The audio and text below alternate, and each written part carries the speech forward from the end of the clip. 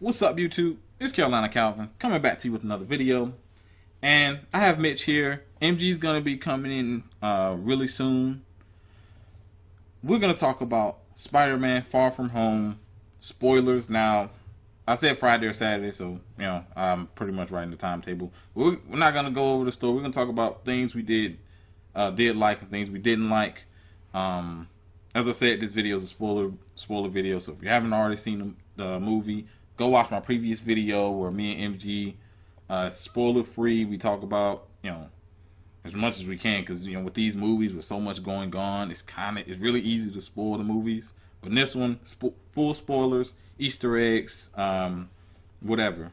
Well, I guess what they're gonna do in the future, because of course there's stuff that leads to the future in this movie.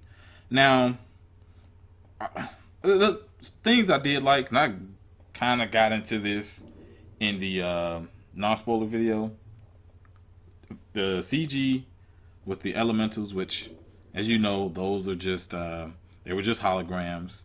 Who didn't know, like, who didn't guess Beck, aka Mysterio, wasn't gonna turn on him? Come on, it was gonna happen. Like, it's all about illusions with him. So me going into the movie, I kind of figured, oh well, he's probably gonna turn on him. Those probably aren't even real. He's probably just faking it. And that's exactly what happens. But you get into the first part of the movie, I'm going to be honest with you. We're going to jump all over the place. First part, like the first act of the movie, is boring. Cringy jokes. I'm done with the trash high school stuff. And it's like, the people who wrote this, they got to be in like it seemed fake. Like, do you know what actually goes on in a high school? And there's still separations. You still got your jocks, you still got your popular people, you still got the nerds. There's still separations in high schools today. And this, MCU, like, apparently his high school, everyone's a nerd. He's probably the coolest guy at the school, and that's, to be fair, it is Spider-Man. a science class. I'm just saying, like, even like, they don't show much of his school. They don't show much of his school, like, overall, but it just doesn't seem like there's that class difference if you look at the school overall. Just when they showed it at Homecoming, of course, when they showed it in the beginning parts of this movie, you don't really see that. It's like, I guess everybody's cool. Flash Thompson's apparently he goes from being a DJ in Homecoming to being a guy who streams everything that happens. So he's pretty much like every other weirdo who's on social media who streams everything. Like, oh, look what happened, look where I'm at, instead of actually. But I'm not gonna get in that. He's garbage. He's just there for a cheap. He's irrelevant. Yeah, he's just there for a cheap laugh, or if you actually laugh at that kind of trash. It's the same with like Ned, who I think they could do more with him, but what they did for him in this movie, garbage. I mean, he had more to do with MJ, but it really wasn't that much. I mean, like I said, the first act, high school stuff, him going on the trip, which this gets into some of the things I didn't like. Like I said, I told you in the previous video, things I like: CG, action, choreography, all this, the sound, the soundtrack. Jake Gyllenhaal did the best job in the movie. I think Mitch will agree with that. And really about it, a lot of things that have to do with Spider-Man, have to do with his school. I just didn't like that stuff. Just didn't feel like Spider-Man to me. But who's I talking about? It's just the side characters. This characters that's supposed to be part of his life, it's just not done well. Like I said, MJ had more to do, but then if you really look at it, he doesn't really know her that well, unless there's some stuff that happened off screen. Like, what's the timetable between this movie and Endgame? Like, how big of a gap?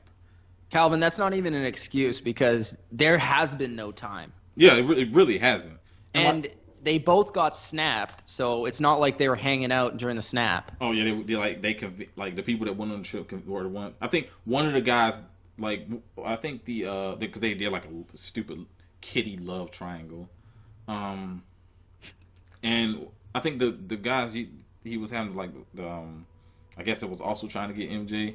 I guess he was the one who got snapped as well. He didn't get snapped. He didn't. Okay. So that's why he was like a little kid, like a little like. All right, sorry about that, guys. Skype's a piece of shit, but we come back and MG popped on, so we got him on.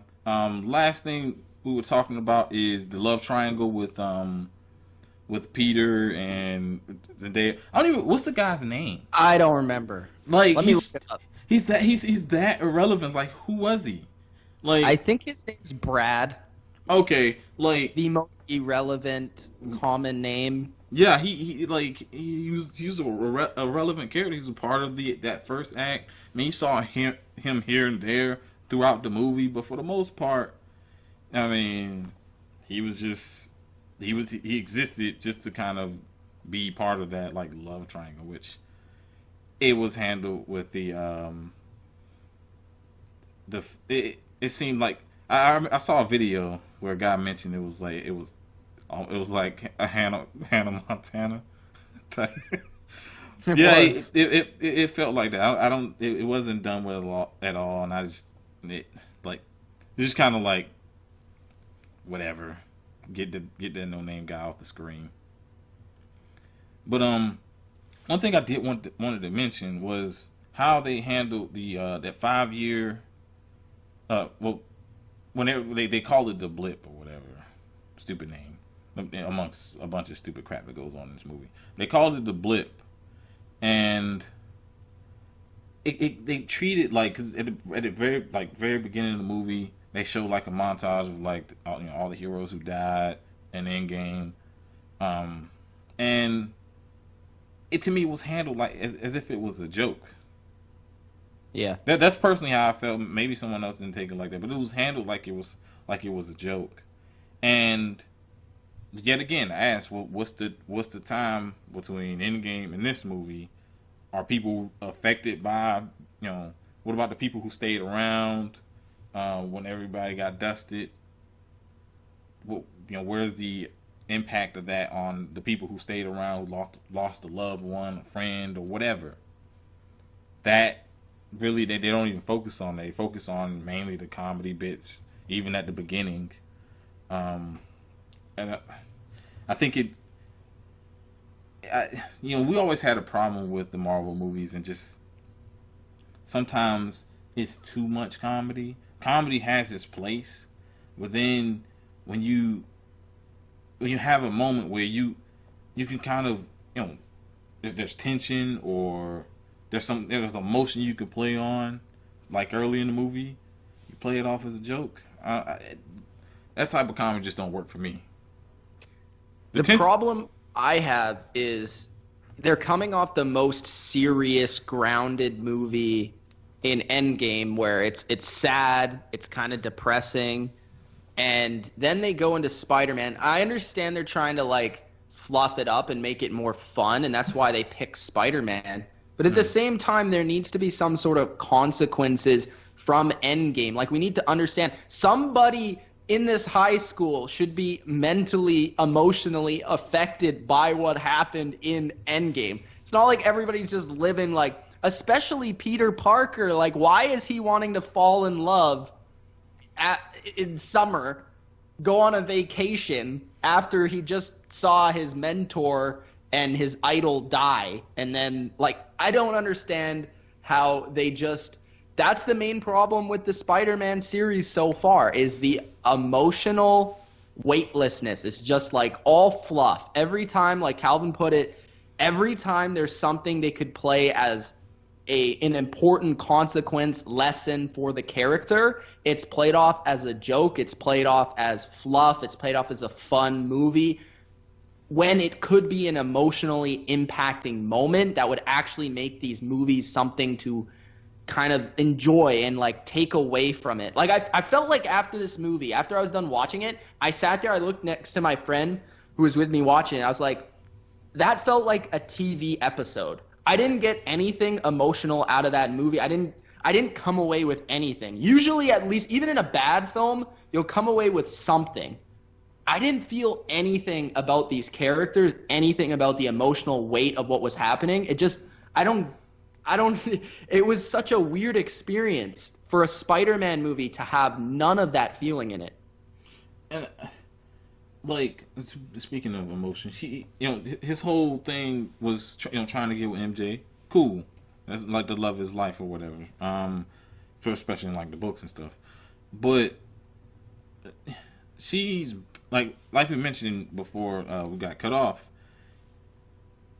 How long has he known her? Because you got she doesn't show up to the end of Homecoming. That's really the only time we see her.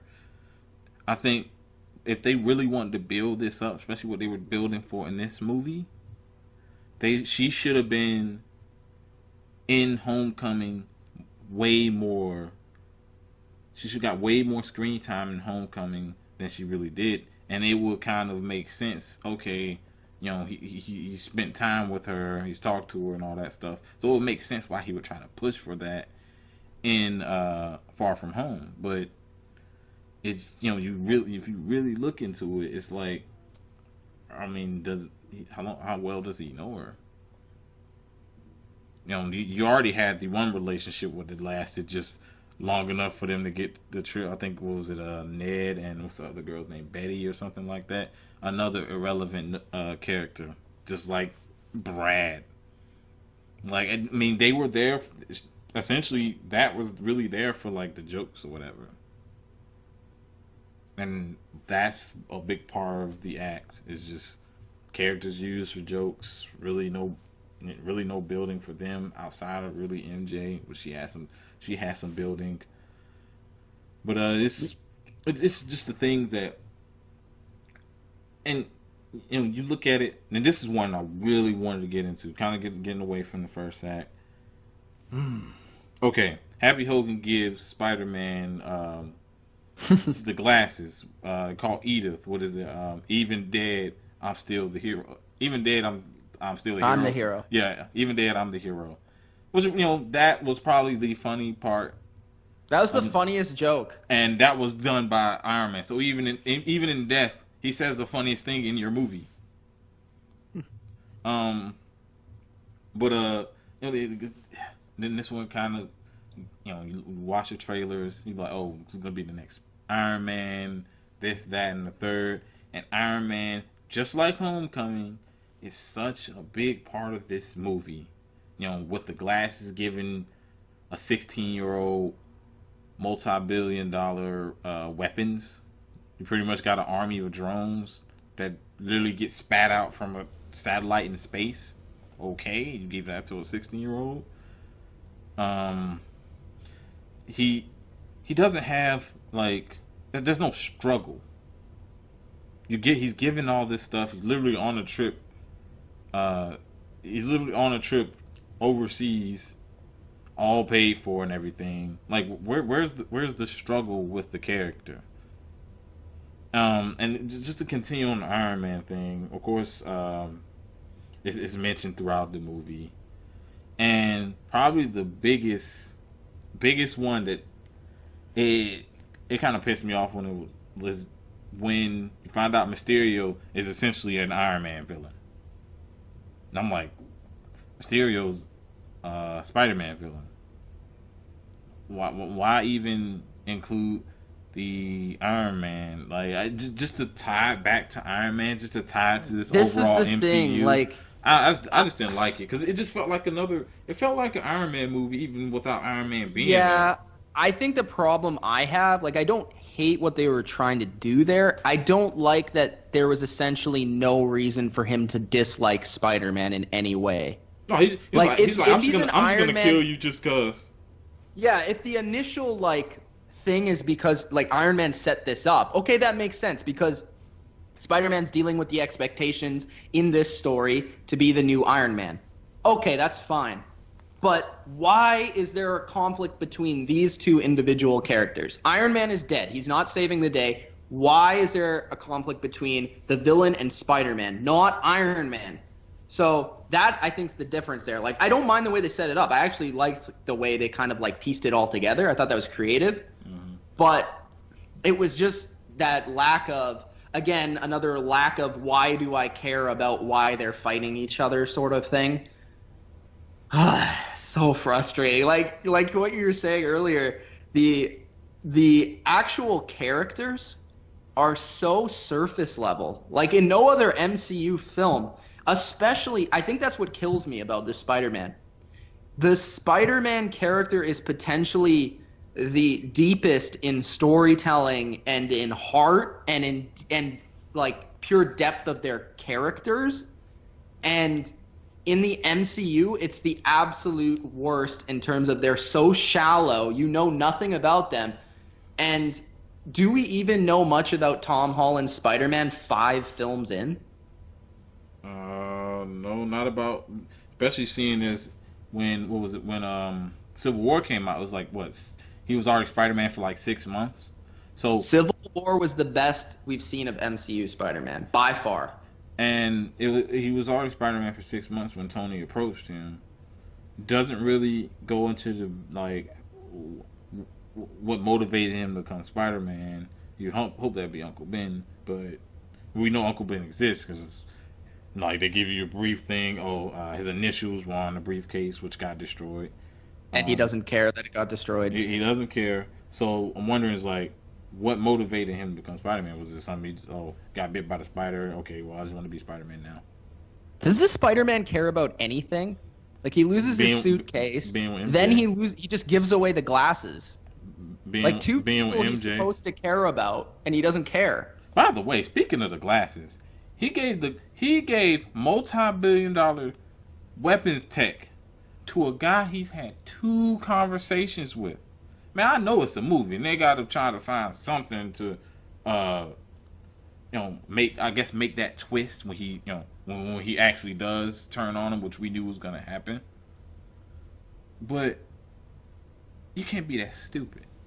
You could have gave it to Nick Fury, which wasn't Nick Fury, it was a Skrull, but who cares? I would have trusted that thing more than I would have trusted a guy I've only had 2 conversations with. Or Happy. Like, you give it to this guy? Another thing. Why? Before you go to that thing, why is Spider-Man so stupid? He says a couple, like, when he talk about the multiverse, which they just like plug that in there just for the pop of the crowd. Yeah, when they talk about the multiverse, Beck was talking about it, which of course he was lying. And he kind of talks about like the multiple universe.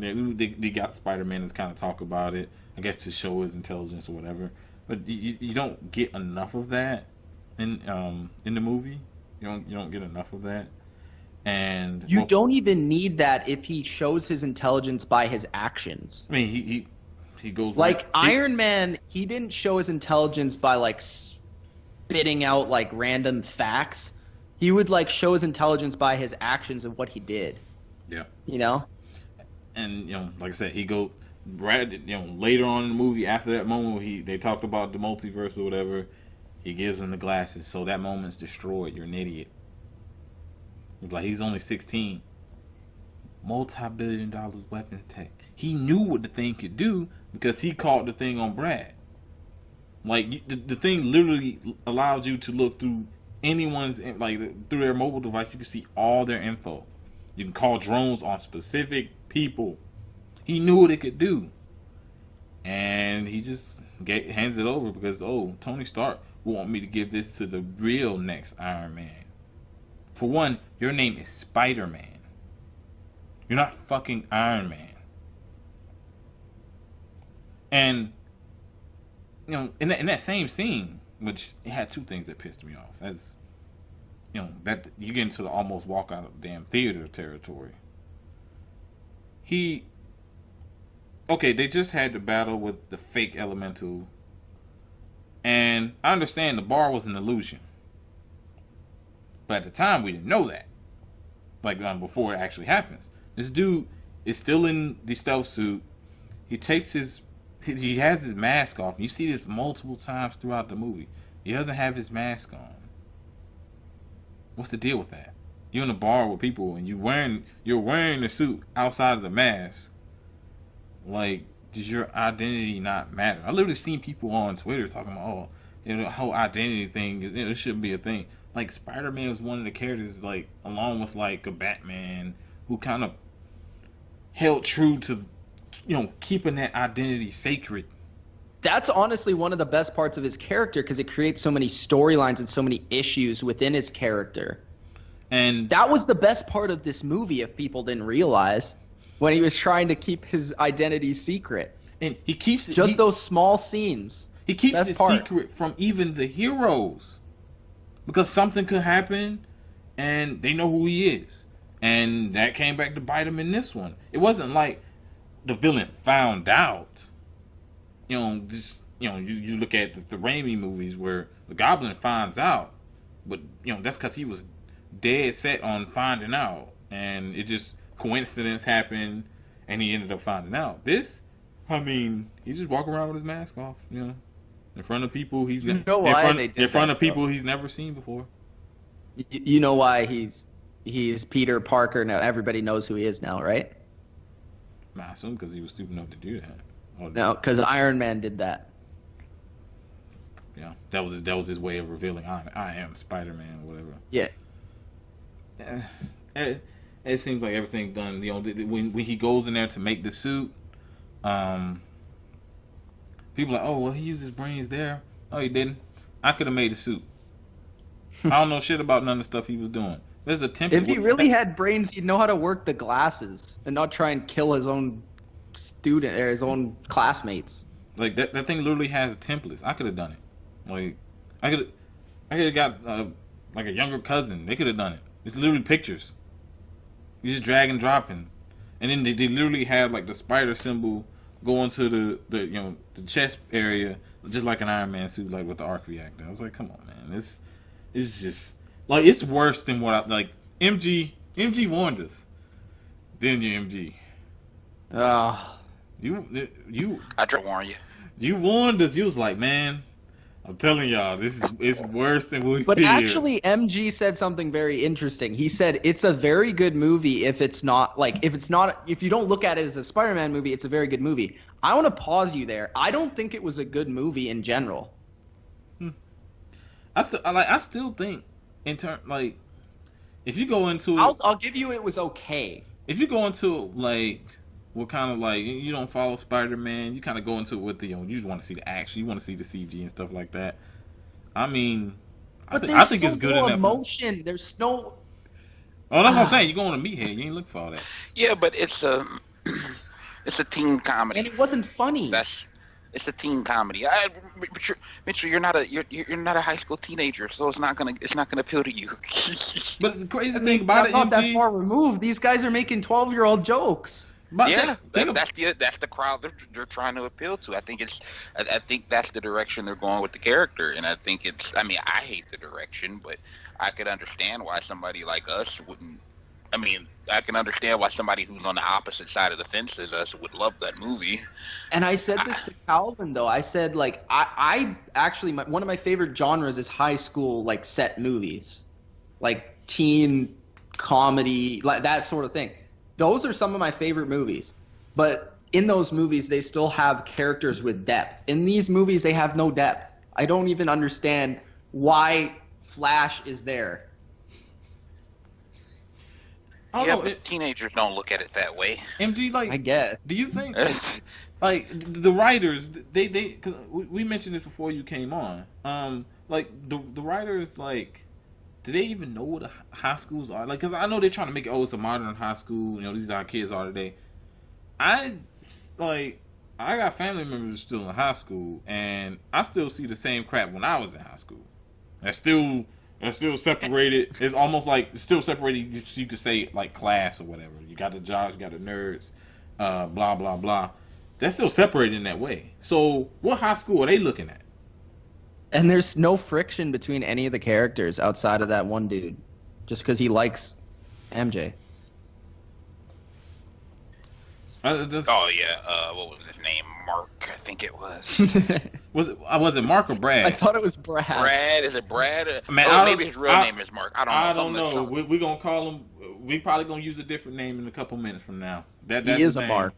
Like he's so irrelevant that it doesn't even matter. It doesn't even matter. He's so irrelevant in the movie. What other parts? Like I said, I thought one of the better scenes. Kind of going to things I liked. Yeah. One of the better scenes is, of course, he knows now that he knows now that Mysterio pretty much played him. He got the glasses and everything. That the elementals were all an illusion because him and MJ they kind of have their thing. Yeah, they kind of have their thing where they're out walking. She finds out he's Spider-Man. Well, he fucking. Do you know how much better this movie would have been if Mysterio was actually in his suit and he was actually working with real elementals? You know how much better that would have made the movie? Yeah, it would have definitely made it better. The fact that I don't know why everything about him was an illusion. Yeah. And what was it? Why did it have to be drones? That just made for a very odd. Yeah, because the whole time he was looking for the glasses. Why couldn't it just be like the suit? That's usually how it goes for him. Exactly. Like, he uses because Mysterio in the comics uses hologram. Yes. He uses like the holograms. Yeah. And he uses. And don't get me wrong, that one scene when we don't know it's drones is awesome. I love that scene. But the last fight where it's all drones? Yeah. And the thing about Mysterio too, he builds life like drones. It's not. I mean, he builds life like robots. It's not like drones. He actually builds life like robots that you can't differentiate from a real person. And so it's like. Also, there weren't any drugs you actually use, and that's one thing Mysterio uses to kind of help with the hallucinations and stuff because it essentially almost makes it real. It helps with that. Single punch or kick. Yep. Yeah, throughout the entire everything he did was an illusion. By the way, I thought Jake Gyllenhaal did a really good job. Oh yeah, his acting was fine. Oh yeah, but the way that Marvel wanted to portray Mysterio was the issue. Yeah, not Gyllenhaal himself. Yeah, no, Gyllenhaal was probably the strongest acting. I agree. And they couple that with the fact that he was essentially an Iron Man villain. But yeah, Zendaya finds out. Okay, why does he was Mandarin 2.0? I'll say it again, Mandarin 2.0. Why does everybody have to find out? Yeah, she essentially finds out. Like she said she was like 67% sure. He just when he sees the hologram thing, he's like, "Oh man, the guy played us," and he just blurts out. Why did he just blurt out and tell her? Because she wasn't even sure. Like she was making assumptions that he was. She wasn't even sure. He just blurts out and tells her. Like in the comics, MJ does find out, but Peter, if I remember correctly, Peter does not tell her. Does he? MJ? Doesn't she just find out? Yeah, I think she just finds out. She just finds out because he's not the type to just tell, especially to someone like that. He know it could possibly get her hurt, so he's just not gonna go out and tell her. Yep. So like, of course, he just outright tells her. Also, the romance doesn't seem earned. No, because he barely knows her. It's not. But here's another issue with him with the movies is even if you go back, I mean, not just the comics, but even if you go back to some of the previous movies, the fact that people knew who he was legitimately had people in danger. Like, yeah, they were locked in a room with a drone, trying to laser its way through the door, but like. We've seen MJ and Peril get dropped off a building, right? We've seen Gwen Stacy get dropped down at the clock tower. Like we've seen and that plays into one of the reasons why Spidey keeps that secret so deeply. The woman he loves is always getting kidnapped or did get kidnapped, and so he wants to protect everybody. But everybody knowing who he is like, okay, if they're gonna know, then they better be in some real danger. Not just the drone, but like. Mysterio better actually have one of them at gunpoint. Like, you know what my favorite scene was?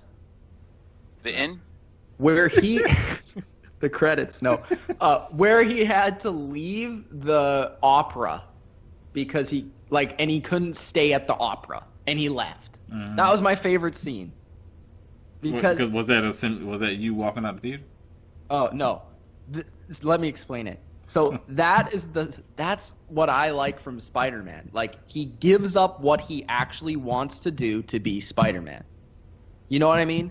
Yeah. That was one of the moments where I was like, they got it right there. Why can't they do more of that? He wants to go sit beside Zendaya, watch the opera. He can't. Mm-hmm. Well, like I said, they didn't have that. I mean, me and Calvin were talking about this the other day after we did the non-spoiler review. They didn't have that quintessential, this is a Spider-Man moment, right? Like Spider-Man 2, right? The train scene, right? Yep. Like, you see that? This is Spider-Man, right? And even to a lesser degree, in a worse movie, in Amazing Spider-Man 2, that very, very end scene where Rhino attacks and you got the kid who jumps out with the Spider-Man mask and then the real Spider-Man shows up. That as bad as that movie is, that specific scene to close out that movie is amazing. Even the Amazing Spider-Man 1 with the final swing. Yeah. Or the crane scene. Yep. Like, there's none of that stuff. And I don't know if that's because it's not set in New York.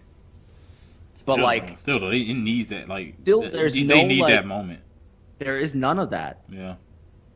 You didn't even have it and the closest you got in the first one was him lifting up the beam that had fell on him, which everybody kept saying is just straight out of the comics. And whoop you do, you took a page off of one of the. But guys, he's a teenager. He's really young, and he has quips and like he's fine with so it. accurate. He gets that. Like a lot of it's the writers. It's what the guys in charge. I think Holland in the suit is pretty good. Yeah.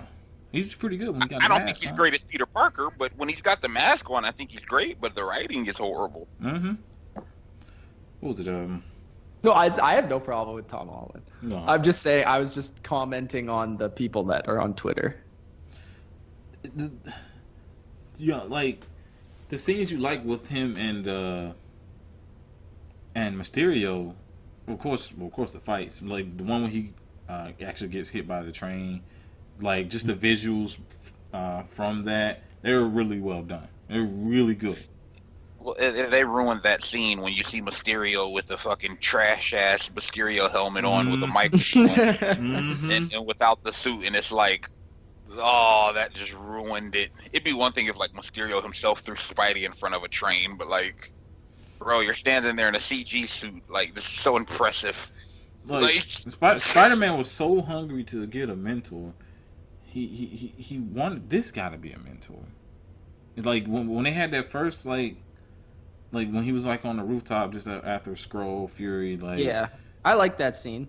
But like if you really look like because that eventually led up to him giving the glasses. So I guess kudos to him for actually coercing him to actually give up the glasses later on, to kind of play on his guilt or whatever. And you could see him try to push him as like this mentor figure. That's why he thought, I should give it to the next Iron Man because I'm not the next Iron Man. Like, that was another thing that I didn't even mention. It's like he's looking for another mentor. Oh, was one mentor dead and now he wants this one from a guy he barely knows. Like, just Spider-Man knew Mysterio all of 3 days and gave him Spider-Man it was all about. Like, just will.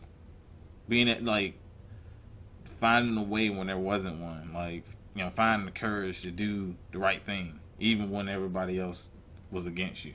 That's what's supposed to be about being Spider-Man. Find a way to do things on your own. Remember some of the things Uncle Ben taught you. The reason he became Spider-Man. Just do the right thing. But this one is just... this version, the MCU version of Spider-Man, like, what will Iron Man do? That's exactly what he'll probably say. What will Iron Man do? So, the fight on the bridge was really good. But, like I said, Mysterio's not wearing a costume, so it looks like, that's kind of, especially people who, like, really know about Mysterio, it's like, didn't really care for that.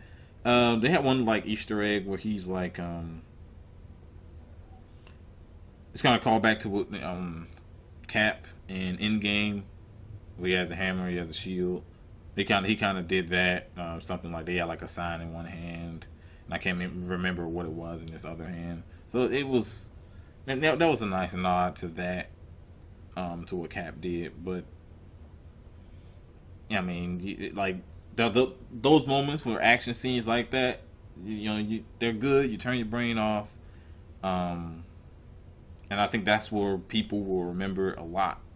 Like, you already see people talk about those greatest Spider-Man scene, like in terms of fight scenes, out of all the movies or whatever. You've seen people say that, so that's some stuff they remember. Have they seen the other movies?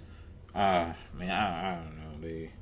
They'll say because CG's better. Like, it's like 15 years ago. Of course, it's better. I actually prefer practical most of the time. It depends on how well it's done. I mean, I think the CG done in here was good, but what they don't understand is the train scene in Spider-Man 2 had weight. Like, right after he's done, he's not only trying to protect the people on the train, but after he's done fighting, he saves the people on the train. Took every ounce of strength he had. He saved people on the train. And you saw kind of like his connection to the people in New York. Where's that? He's not in New York. Where's the connect? There's no connection. He's not from where he was at in Far From Home. So I think that's just the theme of the movie. It's just like y'all said, it wasn't any Spider-Man moments. There were moments in the movie that people could point to and remember. The fight scenes, seeing he got hit. Of course he got hit by the train, all the illusions, stuff like that. But for the most part, there's no Spider-Man moments. If you enjoy this movie, good for you. Yeah. Probably not still watching this review, but Hey, definitely clicked off. I don't. That's just I didn't enjoy it. I'm sorry. Briefly, we talk about the because I know Mitch, you gotta get out of here. We talk about the end credits, of course. Big one. J. Jonah is in the MCU. He's doing like a Daily Bugle. He's doing a Daily Bugle thing, but it's like an internet thing. Internet, yeah. And I hate talking about politics. He's Alex Jones. There you go. Yeah, he's basically Alex That was Jones. InfoWars. Yeah. So that's basically what he is in the MCU. We'll see how they go with that, because if they go too much in that direction and just obviously just seeing what they do later on, it pissed me off or whatever. But he's in that scene, of course. This is right after this is right after he gets back to New York. MJ's there, him and MJ are swinging around the city. This of course happens after before the J. Jonah scene. Oh, they took that Spider-Man PS4 selfie. Yeah. And this is when he reveals, because we found out Beck actually he had one last plan, was to expose Peter Parker as Spider-Man. That's why you don't show random people that you only know for 2 days. or matter of fact, he didn't even know the guy. The moment he saw him, he knew he was Peter Parker. He knew his face. That's why you don't do that. But now to the world that Spider-Man's Peter Parker. So they're going to have to deal with aftermath of that and the next Spider-Man movie, whatever it's going to be called. I mean, I guess they're going to call it Farther From the Source Material. Whatever. How did y'all movie theaters react to J. Jonah? His J.K. Simmons being revealed as J. Jonah. Our theater was going nuts for every bit of the movie. Right. Imagine me sitting in that middle of that. I mean, I kind of oh shit, J.K. Simmons, because it wasn't you said he was at the set, but that was probably the moment I was the most hype, and it was because a character from one of the previous movies was in this movie. But I wasn't even excited because I just had to watch that movie. Oh yeah. That I probably would have been more excited if he was there from the beginning. Bro, I was defeated. I was defeated at that point. I was done, and that's an amazing character. My friend beside me yelled when he went on screen.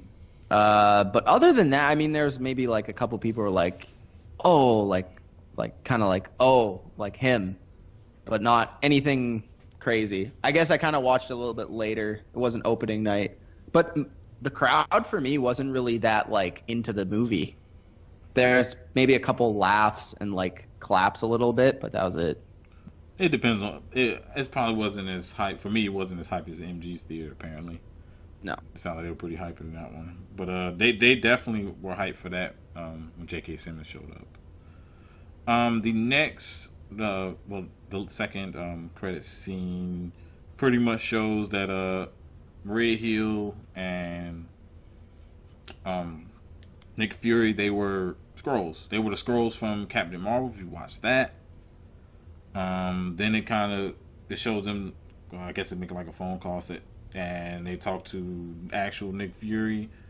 He found out like he's like on the beach, and he found out that's like a hologram. He's actually out in space on a like a ship, and that is from what I believe they're gonna lead up to the sword. And it's probably gonna. A lot of people are speculating Secret Invasion coming out later, maybe having to do with the next Captain Marvel movie or whatever.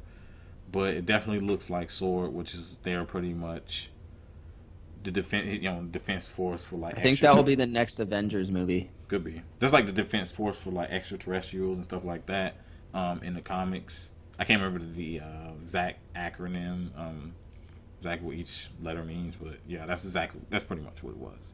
But what do you guys rate the movie? I haven't seen it a second time. Don't plan on it. So I'm staying pat with pretty much my score. I gave it as like a movie. If you're going in as like a meathead, you leave your brain at the door. You're gonna be bored by the first part. But once the CG and the action starts to pick up, I'm still gonna say an 8 for people who don't follow Spider-Man. For people who's just looking for that blockbuster kind of like action movie. Once you get in the second and third act, you'll like the stuff that's in there. But as a Spider-Man movie, it's like a 4 or 5, man. Garbo. What do you guys? I'll give it a 5.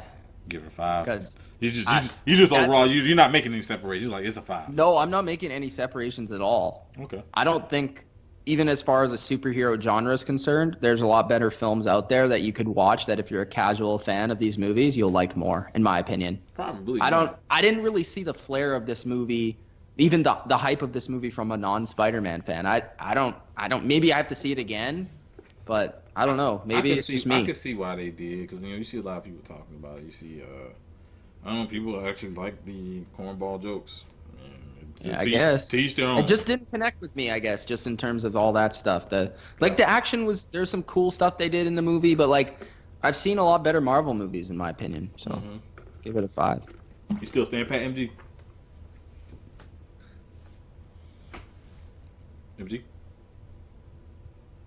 MG? 9. I'm staying pat. 9 if you don't care or know about the source material at all. If you're a Spider-Man fan or a comic fan, it's a 2.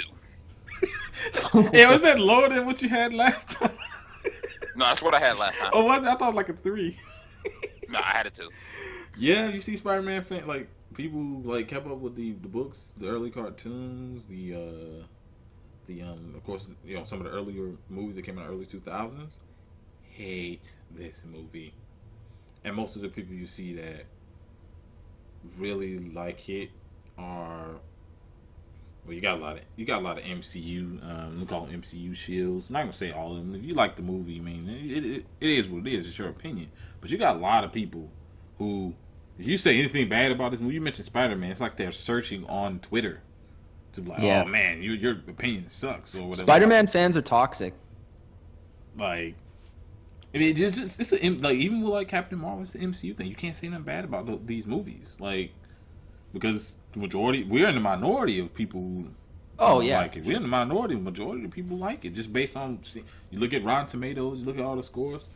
I don't give a damn about all that. This is probably the movie in MCU history that I don't understand the positivity about it. Like, I could understand liking it, don't get me wrong, but like having it amongst some of the best ones. I don't see it. People got Iron Man 3 is that movie for me. Yeah, people got that highly Iron Man rated. 3 is a lot more split than you would think, though. Just look at Rotten Tomatoes, for example. Like, this is like 90-something%. Yeah, even the critic score I think was like a 90-something. The user score is like 95. Over time, that Spider-Man rating a drop over time though. I don't know about that much though. When Iron Man first came out, people loved it, and then it just over time.